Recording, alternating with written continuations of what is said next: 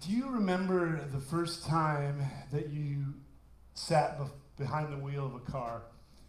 You know, some of you haven't even been there yet, so you have something to anticipate, and hopefully you can get something from this conversation. But the rest of you who have sat behind the wheel of a car, do you remember what it felt like that first time that you did that? I mean, think about not when you drove in a parking lot or drove on a driveway, but when you actually drove with other cars around you. Were you feeling overwhelmed about having to keep track of everything, the people on either side of you, the people in front of you, the people behind you? Did you worry that you wouldn't be able to take it all in at once? And did you look in your rear view mirror and then look in your side view mirrors, maybe look over your shoulder, keep your eye on the car in front of you? You know, when it comes to driving, it seems like anticipation is the name of the game. We always have to be anticipating what's coming and what's around us, always trying to keep that big picture in mind, not focusing on one thing too much, but looking at everything around us. Because if we don't, the moment that we stop paying attention to one of the things, front, back, sides, is the minute that we find ourselves getting into trouble, getting into a crash. Did you ever find that you were missing something, or you were distracted, and all of a sudden you realized that you were focusing too much on one thing and not on something else? You know, I think life is a lot like driving, because we always need to keep our eyes open. We always need to be looking around us. We need to be looking behind us. We need to be looking in front of us. We need to be using our mirrors and doing our best to make sure that we keep everything before us. And you know, frankly, that can be so much easier said than done. Because just like when we're driving and we find ourselves distracted by things, so when we're living and walking and journeying through life, we can also find ourselves distracted by things that are commanding our attention, that are vying for our attention and saying, hey, look at me, look at me, look at me. And when we start looking at those things, we lose sight of everything else. We stop paying attention to other things that need our attention equally. You know, last week here at the branch, we looked at the idea of Sabbath and how Sabbath was created to carve out a day of rest so that we could recharge and we could remember all that God had done for us. It was one day out of 7 when we stop, when we cease from all our work, when we can reflect on who God is, on what he's done, and enjoy him and his creation, to actually find enjoyment and delight in him. You know, in some ways, Sabbath is like that point when we're driving, when we are looking at all our mirrors, looking in front of us, looking behind us, and we've taken it all in. It's that point in our journey where we reorient ourselves. That's why it's set up so that we have this rhythm where we do it every 7 days. This reorientation of our focus when we get distracted along the way. Walking through the book of Exodus as we've been, we've seen God's people journeying through the wilderness. And as they journeyed through the wilderness, it was really easy to let big distractions overtake them. You know, there were enemies out there who were trying to kill them, trying to defeat them. They found themselves hungry. They found themselves thirsty. They found themselves tired and impatient and sad and longing for something else. And as they came to those different distractions, they needed to be really careful that those things didn't take them from something more significant. In Exodus 17, we see such a scenario where the people of God, as they're journeying, Something distracts them, and that distraction becomes the only thing that's in their viewport. It's the only thing that they can see. And so we're going to read in Exodus chapter 17, starting in verse 1. This is in the New International Version. If you have a Bible or an app, you can look it up. The whole Israelite community set out from the desert of Sin, traveling from place to place as the Lord commanded. They camped at Rephidim, but there was no water for the people to drink. And so they quarreled with Moses and said, "Give us water to drink." And Moses replied, "Why do you quarrel with me? Why do you put the Lord to the test?" But the people were thirsty for water there, and they grumbled against Moses. They said, "Why did you bring us up out of Egypt to make us and our children and our livestock die of thirst?" And Moses cried out to the Lord, "What am I to do with these people? They're almost ready to stone me." And the Lord answered Moses, "Go out in front of the people. Take with you some of the elders of Israel. Take in your hand the staff with which you struck the Nile and go. I'll stand there before you by the rock at Horeb. Strike the rock and water will come out of it for the people to drink." And so Moses did this in the sight of the elders of Israel. And he called the place Massah and Meribah, because the Israelites quarreled and because they tested the Lord, saying, "Is the Lord among us or not?" You know, the people of God, as they're journeying through the wilderness, they ask this question that they've probably asked countless times. Why did you bring us up out of Egypt to make us die? It seems like every time something difficult happens in the wilderness on this journey, the question that they ask Moses is, why did you bring us out here anyway? Just to die? Did you take us out of Egypt just so that we could die in the wilderness? And I didn't go through and count every single time that the people of God asked Moses or God that, but it seems like it's a lot, having read this over and over again.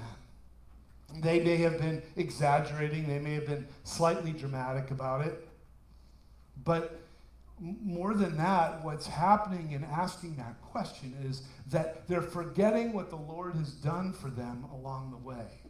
They're forgetting all the provisions that God has made them, the countless times that he's saved them, that he's provided for them. And then at the end of this passage, they ask this question, and they say, "Is the Lord among us or not?" And, you know, I think that's a question that, whether we phrase it that way or not, we probably ask ourselves in our own journeys. You know, is God here among me, among us? Is God here with us? And if he is, does he love us? Do we trust him to provide for us, to care for us? You know, the Israelites had seen him show up. They'd seen him show up by parting the water, by giving them manna and quail. And here, in this instance, by giving them water from a rock. But I think it bears repeating something that I've said multiple times, I think even through this series, that we are short-term memory people who easily forget all that God has done for us. And because we forget, we need those reminders. You see, all these difficult things happen in our lives. These difficult things happen in the lives and the journey of the people of God, and they acted as distractions, just like we have distractions when we're driving in a car. And those distractions can easily become the focus of all of our attention so that we miss other things. You know, that's why we need to pay attention. You know, because when we begin to pay attention and we start looking around, being aware of our situation, we see God. He shows up. He's there. And so are we looking for him? Are we taking a step back? Are we looking in our rearview mirrors, in our backup mirror? Are we looking over our shoulders? Are we keeping tabs on everything? Or are we just getting fixated on one point and forgetting about what's around us? You know, when we drive in a car, when we get distracted, that's when accidents happen. When we stop looking around, stop paying attention to the things that are in front of us, when we're not looking in the right place, we get ourselves in trouble. We get into accidents. And maybe some of you have been there before, where, even just a split second of lacking focus, you can find yourselves rear-ending somebody.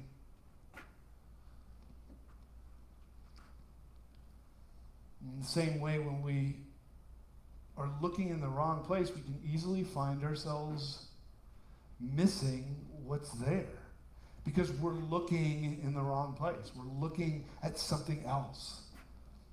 We miss what might be in front of us. If you're driving, depending on where you're driving, there are certain parts of the country that I just do not like driving in, because it always seems like it's perpetual construction. There's perpetual concrete barriers on either side of me, and that makes me nervous all the time. And, when you're driving and there's a concrete barrier, which seems like it's like 2 feet from your car, it's easy to get focused on that and forget that, hey, there's still cars around me. There's still someone in front of me and behind me and to the side of me. And the challenge is always to keep all of that before us. Not to get so fixated on that concrete barrier that we miss the people on the other side of us, or the people in front of us, or behind us. But we need to keep our heads up. There was a Christian singer once upon a time named Keith Green. He actually tragically died at a young age in the 80s, but he wrote a song called Make My Life a Prayer to You, and it's always been one of my favorite songs of his. And his words were always fairly biting words. They were really challenging words. And the phrase that he used in that song really stuck with me. For 30 plus years, it's been rattling in my head, probably even more. Because in this song, Make My Life a Prayer, he says, it's so hard to see when my eyes are on me. I don't know if you've ever thought about it before, but if you stop and you look down only at yourself and you try to keep track of everything else around you, it's nearly impossible. Our peripheral vision will give us some picture of what else is around us. But for the most part, if we're looking at ourselves and only at ourselves, we're going to miss a whole lot that's going on all around us. We're going to miss tons of stuff around us. We're going to not have a full picture of what's really going on. In the pages of Scripture, there are certain phrases that are repeated over and over again. And one of those phrases that you see if you read through the Psalms and probably see it elsewhere, God usually says to his people, lift up your heads. Lift up your heads, because when we lift up our heads, not only do our heads go up, but our eyes go up and our ears go up as well. We begin to not only lift our heads, but lift our eyes and see, and lift our ears and hear. Just like we shouldn't be distracted in our driving and have our heads down in something, we need to lift up our heads when we're driving to keep attentive to the things around us. So we also shouldn't be distracted and looking down when we're journeying through life. My kids love watching YouTube and watching funny videos. One of the videos that over the years I've seen is a perfect example of what not to do when you're walking and keeping your head down. It's a video of somebody who's walking through a mall and they're so engrossed in their phone. It's not just a distraction. It's like their only thing. All of their attention is going to that phone. And so as they're walking, they're looking down at their phone and they're not seeing the fountain that's right in front of them. And before they know it, they're taking a swim in this fountain and they're embarrassed and maybe even hurt because they kept their head down, because they were lacking focus on what else was around them. There was something that was distracting them from seeing what was right in front of them. Lift up your heads. Lift up your heads. It's a command that God gives to us. And the purpose of it is so that we can take it all in, we can see it all. And when we lift up our heads, we begin to see a bigger picture of what's happening. And not only do we have to lift up our heads, but I think we also need to adopt a different culture, a different practice when it comes to what we do. Lifting up our heads is part of it, but also we need to be adopting a practice and a culture of gratitude. That we stop and think about the things that we're grateful for.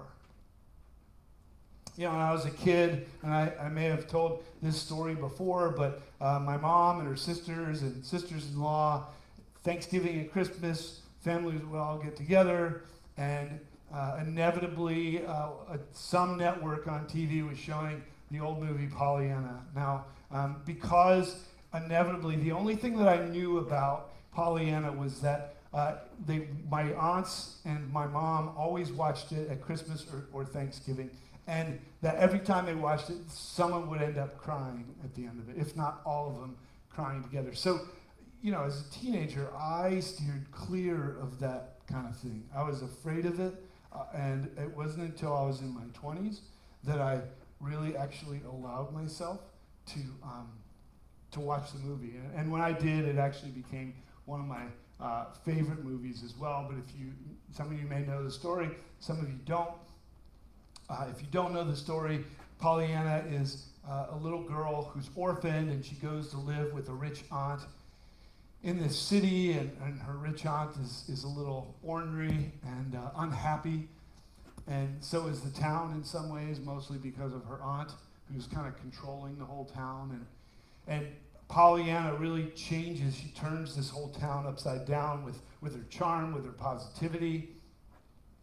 And she has adopted this game called the Glad Game, Pollyanna has. And so every time that she encounters something difficult in life that might make her sad or upset, she acknowledges that, but she also says, but I'm also glad for, and fill in the blank. And she makes herself think of something that is going to make her glad.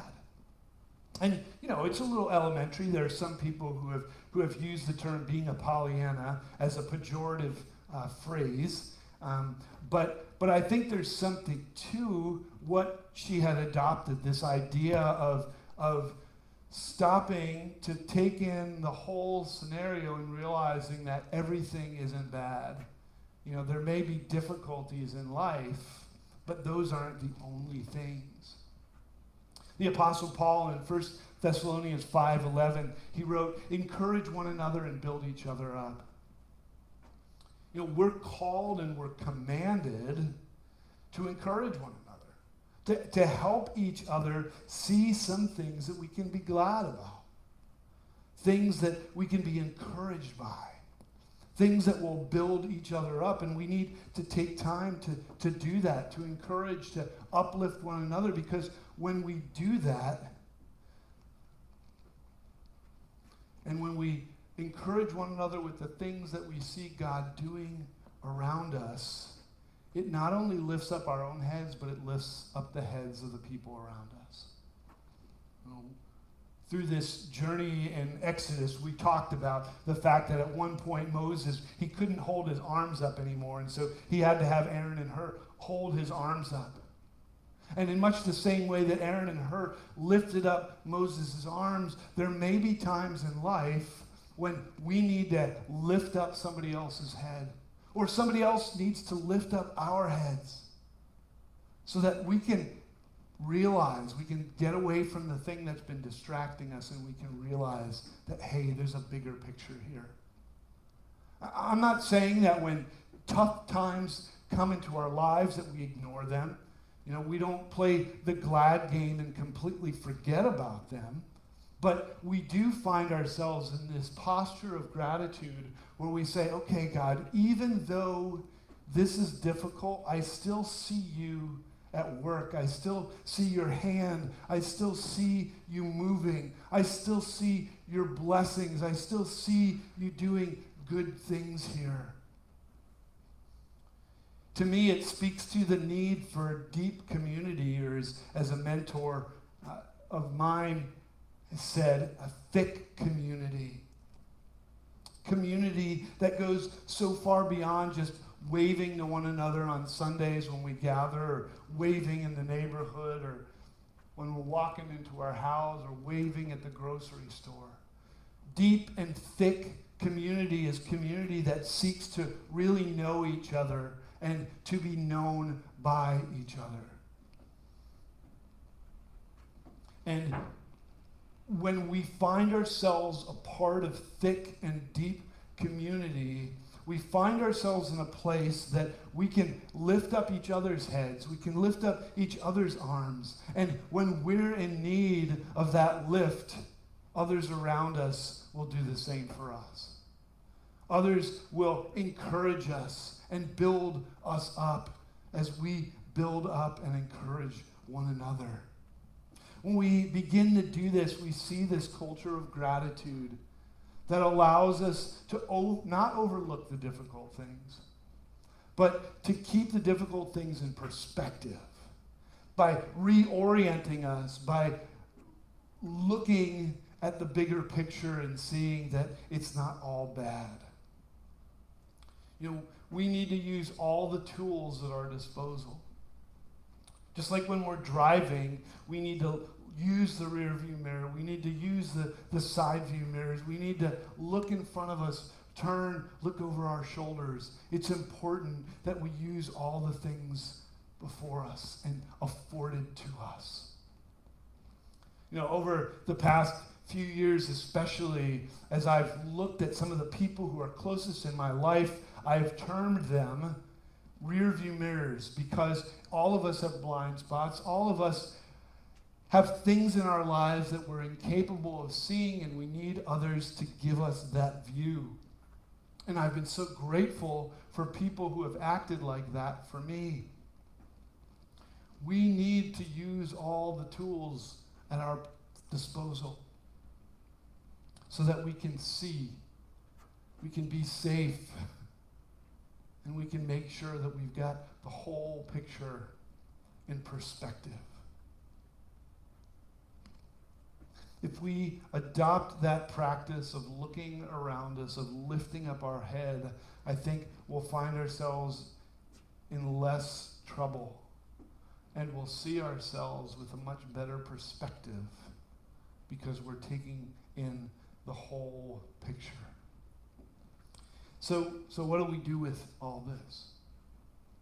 I think we ask ourselves questions, one of those questions being, where are you looking? And are you looking and using all of your mirrors?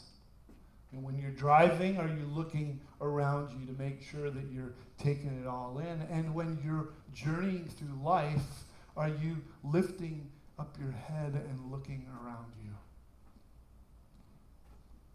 Second question is, are you lifting up your head? And are you helping to lift up the heads of other people around you? You know, there are times in life when it takes so much energy to lift up our heads. And we just don't want to. You know, we're frustrated, we're tired, we may even question whether or not God exists, and we just don't want to lift up our heads. And we need to not only be making sure that we're lifting up our heads, but be mindful of the people who are closest to us. And don't be mindful of everyone. Don't be a busybody and butt into people's lives. But are we mindful of other people and making sure that their heads are being lifted up to keep a good perspective? And then that question that ends this passage that the people of God were asking, is the Lord among us or not? ask that question. Is the Lord among us? You know, there will be times that we just don't feel like he's there. I get that. But I don't think that's the place where we live. Those need to be exceptions more than rules. And when we ask ourselves that question, is the Lord among us? And when we say, yes, he is, then we need to stop, we need to acknowledge it, and we need to let other people know. Like, here it is. That's part of Paul's commandment in 1 Thessalonians, to encourage one another and build one another up. When we see God at work, when we see God among us, we need to lift up our heads, help lift the heads of others, and then let people know, hey, can I tell you where I saw God working among us? We will be encouraged. And again, we're not dismissive of the difficult things that happen, but we put them in perspective when we see how God is at work among us. Let me pray for us. God, thank you. Thank you for this message, and thank you for your promises, and thank you that you help to lift our head. God, thank you that you are at work among us. May we limit ourselves to being distracted by these things around us, and may we lift up our head to see you at work, to encourage and build others up around us, and to keep everything in perspective, knowing that you are still here, you are still working, you are still watching, you are still providing, just as you've provided for your people since time began. We thank you and we praise you in Jesus' name.